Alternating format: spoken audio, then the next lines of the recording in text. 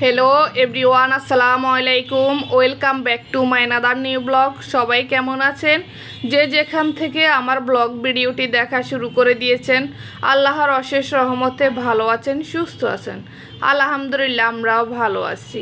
Maria lifestyle and cooking চ্যানেলে আপনাদের সবাইকে আরও একবার স্বাগতম। আজকে আমি নতুন একটি ব্লগ ভিডিও নিয়ে এসেছি আপনাদের মাঝে। আশা করি ব্লগটি দেখে আপনাদের ভালো লাগবে। এটা আমার গতকাল সকাল থেকে করা। একদিন তো ভিডিও করতে হয়, পরের দিন আপলোড দিতে হয়, এজন্য আমি আগের দিন করে পরের দিন দিই রেডি করে আর কি। তো এখানে সকালবেলা কি নাস্তা করব, প্রতিদিন তো আর এক নাস্তা ভালো লাগে না। পরে আয়রার বাবা তো খেয়ে চলে যাবে, এজন্য একটু ভারী খাবার হলে ওনার জন্য ভালো হয়। এমনিতে আমরা প্রতিদিন চা বিস্কিট খাই, তারপর মাঝে মধ্যে ঘরে সেমাই, নুডলস, ফিরনি এগুলো থাকলে মিষ্টি কম দিয়ে সকালবেলা আর কি রান্না করি। তা আমি কখনো তো জানেন সেমাই রান্না করার সময় দুধের সাথে এক্সট্রা পানি দিই না, পাউডার দুধ আর আমি লিকুইড দুধ দিয়ে সেমাই রান্না করি। তো এখানে আমি প্রথমে দুধ, চিনি, লবণ, তারপরে পাউডার দুধ একসাথে দিয়ে একটু ঘন করে নিচ্ছি লিকুইড দুধটাকে, আর এইদিকে সেমাইটাকে হালকা ভেজে নিব পাউডার দুধ আর চিনি দিয়ে। আমি বরাবর সব কিছুতে একটু পাউডার দুধ বেশিই দিই, কারণ আমার বাসায় সবসময় পাউডার দুধ বেশি থাকে। ওই যে আমি ব্যবসা করি, এজন্য পাউডার দুধ আমি কেজি আনি, বাসায় রাখি। তো ব্যবসার কাজও ব্যবহার করি, আর নিজেদের ইচ্ছে মতো যা খাবো সেগুলা তো বেশি বেশি করে দিই। তো এখানে যে আমার দুধটা ঘন হয়ে গেছে। আমরা তো বেশি মানুষ না, 3 জনের জন্য। মা খাবে না, মাই সেমাই খায় না। আমি আয়রার বাবা আর আমার আব্বার জন্য করছি। আমার মা আবার লাচ্ছা সেমাই খায় না, নুরানি হলে একটু খায়। তো এখানে যে সেমাইগুলো আমি একটু হালকা ভেজে নিয়ে এই যে দুধ দিয়ে দিলাম উপরে দিয়ে। এই সেমাইটা খেতে ভালো লাগছে, ওই যে পাউডার দুধ বেশি দিয়েছি, এজন্য খেতেও ভালো লেগেছে। আপনারা যদি আমার চ্যানেলে নতুন হয়ে থাকেন তাহলে চ্যানেলটা সাবস্ক্রাইব করতে পারেন। আর আমার ভিডিওর কোনো অংশ যদি আপনাদের ভালো লেগে থাকে তাহলে একটি লাইক দিতে পারেন। আর আপনারা যারা অলরেডি এগুলো করে রেখেছেন আপনাদের সবাইকে অসংখ্য ধন্যবাদ। তো এখানে আমি প্লেটের মধ্যে সেমাই কম দিয়ে দুধ একটু বেশি করে দিয়েছি, কারণ এই সেমাইটা একটু দুধটা বেশি শুষে নেয়, এর জন্য সেমাই কম দিয়ে দুধ বেশি করে দিয়ে দিলাম। আর এই যে আমার মেয়ে প্রতিনিয়ত যে কাজ বাড়ায় বাসার মধ্যে, আমার জানেন কোনো কাজ করে আমি শেষ করতে পারি না। মেয়ে একদিকে করলো আরেক দিকে বাড়া, তার উপরে মেন রোডের পাশে বাসা, ধুলা বালু, প্রতিদিন আমার কাজের উপরে থাকতে হয়। রান্না বান্না, মেয়ের দেখাশোনা, অসুস্থ বাবা মা, বাসার কাজ, ইউটিউবের কাজ, মানে আমার একটা চাপের উপরে থাকতে সকাল থেকে রাত পর্যন্ত। তো এখানে যে আমি রান্না করে সেমাই দিয়ে দিলাম নাস্তা হিসাবে সবাইকে, সবাই খাবে। আর এদিকে আমিও খেয়ে চলে আসছি রান্না করার জন্য। আজকে আমি রান্না করব আইর মাছ ভুনা করব আর নারকেল বেটে ডাল ভেজে রান্না করব। আমার আব্বার আবার এই ডালের তরকারিটা খুব পছন্দ। তো যখন বাসায় নারকেল থাকে তখন আমি কি করি, নারকেলের ভর্তাও করি, তারপরে আবার নারকেল দিয়ে ডাল দিয়ে বা কোনো তরকারি দিয়ে রান্নার চেষ্টা করি। তো এখানে মাছটা আগে ভেজে নিয়েছি, এখন ভুনা করব। আমি যেরকম প্রতিদিন মাছ ভুনা করি সেরকমভাবে করতেছি আর কি। আমরা এখন তো মানুষ কমে গেছি, বেশি একটা তরকারি রান্না করলে থেকে যায়, এজন্য তারপর আজকে ভর্তা, ডাল, তারপরে মাছ ভুনা বেশি হয়ে গেছে। আয়রার বাবা একবেলা খায় বাসায়, তারপরে আমার তো একটা ভাই চলে গেছে, ও তো নেই। আর আমরা আবার যেটা আছে ওটা দেখা গেছে বেশিরভাগ বাইরে খাই, ঘরে খুব কমই খাওয়া পড়ে।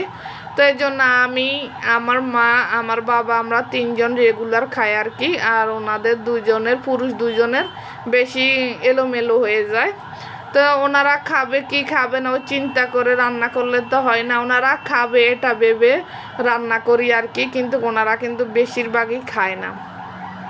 তো এখানে যে আমার মাছের ঝোলটা কষানো হয়ে গেছে, এখন আমি একটি টমেটো দিয়ে দিলাম। মশলাতে যখন তেলটা বেশি উঠেছে কষানোর পর তখন আমি মাছটাকে কষাবো। আগে আমি অনেক মাছ বাছতাম না, কারণ না আমাদের এদিকে আবার অনেক মাছ না ভেজে রান্না করে। এখন আমার মা আবার খেতে পারে না, এই জন্য আমি কি করি, এখন প্রত্যেকটা মাছ আমি ভেজে রান্না করি। আর এদিকে ডালটাকে হালকা ভেজে নিয়েছি, যখন একটা সুন্দর গ্রান এসেছে ডালের, তখন ডালটাকে ভালো করে ধুয়ে আমি চুলার উপরে দিয়ে দিলাম। এখন ডালের মধ্যে আদা, রসুন, হলুদ, মরিচ দিয়ে ডালটাকে আগে সিদ্ধ করে নিব। আমার আবার এই ডাল হলে আর কোনো কিছুই লাগবে না, মাছ মাংস তো উনি খাবেই না, শুধু ওনার মনের মতো একটু ডাল রান্না করে দিলে উনি চলে। আর উনি এত কম পরিমাণ ভাত কি বলবো, বাচ্চা পোলাপানো আরও বেশি ভাত খায় আর কি। উনি ডায়াবেটিক্সের মানুষ, কিন্তু একটু ঘন ঘন খেতে হয়, খুব কমই খায়। তো এখানে যে আমার মাছটা কষানো হয়ে গেছে, ডালের সাথে যা যা দেওয়া দরকার আমি সব কিছু দিয়ে দিলাম। আমার বাসাটা দেখছেন মেন রোডের পাশে, এর জন্য গাড়ির শব্দে মানে ভয় জবাব দিত আমার অনেক অসুবিধা হয়, সারাক্ষণ অ্যাম্বুলেন্সের শব্দ, এটা সেটা, অনেক ঝামেলা। এই জন্য আপনারা আমার মানে যখন ভিডিও দেখেন আপনারা মনে একটু অস্বস্তি বোধ করেন, কিছু করার নেই আপুরা ভাইয়ারা, জানেন তো আমার বাসা মেন রোডের পাশে, 24 ঘন্টায় গাড়ি চলে। মাঝে মাঝে যখন বন্ধ থাকে আর কি, সরকারি ছুটি, তখন একটু গাড়ি ঘোড়া চাপ কম থাকে। মার্কেটটা বেশি বন্ধ, মঙ্গলবার যখন মার্কেট বন্ধ থাকে সেই দিন একটু কম চাপ থাকে। তো এখানে এই যে আমার মাছ বোনা শেষ হয়ে গেছে, আমি মাছ বোনাতে ভাগারটা দিয়ে দিলাম। আর আজকে ধনে পাতা ছিল না, এই জন্য আমি ধনে পাতা দিতে পারিনি, ধনে পাতা দিলে আর কি বেশি মজা হতো।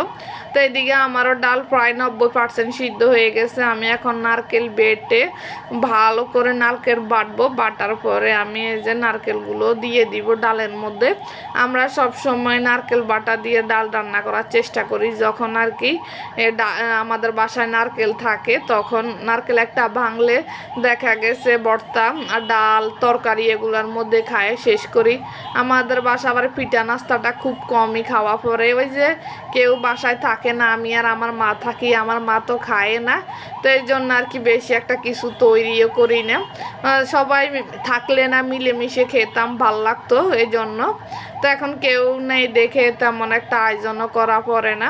তো এখানে যে আমি পাঙ্গাস মাছ নিয়েছি 5 টুকরা, পাঙ্গাস মাছ দিয়ে আমি ভর্তা করব, টমেটো পাঙ্গাস মাছ, তারপরে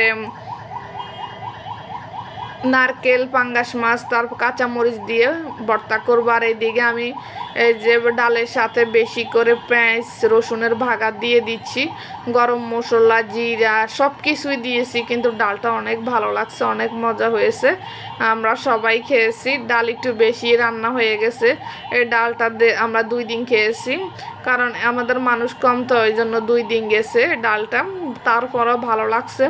পরে আমি এই যে রান্না বান্না শেষ করে চলে আসলাম, একটু ঘর গুছাবো, ঘর ঝাড়ু দিব, মুছবো। তা এদিকে আমার মেয়ের কারণে আমার পুরো ঘর এলোমেলো থাকে, ওর খেলনা, বই, খাতা পুরো ঘর ও এলোমেলো করে রেখে দিবে। আমি এত কষ্ট করি প্রতিদিন, তারপর আমার মেয়ের কাছে আমার কষ্টের কোনো মূল্যই নেই। তা আমি এদিকে সোফাটাকে ওই পাশে নিব, ওই পাশে টি টেবিলটাকে এই পাশে আনবো, কারণ এখন গরমকাল এসে গেছে, আর বাবা দেখা গেছে বেশিরভাগ নিচে ঘুমাবে, তো এই জন্য আর কি এদিকে যদি সোফাটা দিই তাহলে কারোর পা, আমরা যখন আসা যা করব তাহলে পা লাগবে না ওনার গায়ে, এই জন্য। আর এদিকে মা বাসাটা ঝাড়ু দিয়ে ওর খেলনাগুলো সব পেয়েছে, খেলনাগুলো সব কিছু একটা প্যাকেট করে রাখতেছে, ও আবার যখন তখন এগুলো ঢালবে আর পুরো ঘর এলোমেলো করবে। পরে আমি যখন ঘর গুছাচ্ছি তখন মা ঘরটা ঝাড়ু দিচ্ছে, আর এদিকে ওরে বই খাতা নিয়ে বসাই দিছি, নাহলে যে পায়ে পায়ে মামে দুইজনে ঘুরবে আর কাজ করতে পারবো না। এই যে ওকে গুলো দিয়ে দিয়েছে, এখন ও নিজে নিজে খেলবে, নিজে নিজে পড়াশোনা করবে যতটুকু পারে আর কি। তো আজকে পর্যন্ত, সবাই ভালো থাকবেন, সুস্থ থাকবেন, আল্লাহ হাফেজ, আসসালামু আলাইকুম।